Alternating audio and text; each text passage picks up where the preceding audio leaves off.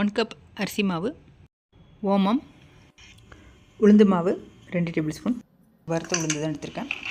Mix பண்ணிக்கலாம் salt போட்டு. இந்த அச்சு யூஸ் பண்ணுறேன்.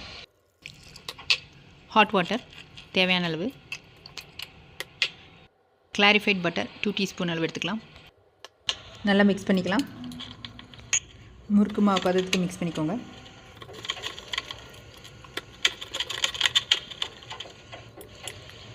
அச்சில் போட்டு இந்த மாதிரி ஷேப்பில் போட்டுக்கோங்க. இல்லை சூப்பரான டேஸ்ட்டாக வருங்க. அதை ட்ரை பண்ணி பாருங்கள். ஃபஸ்ட் இப்போ நம்ம அதை வச்சிடலாம். Just 180 first 8 minutes.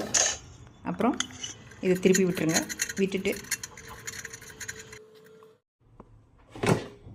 அப்புறம் 160 7 மினிட்ஸ் கொடுத்துருங்க.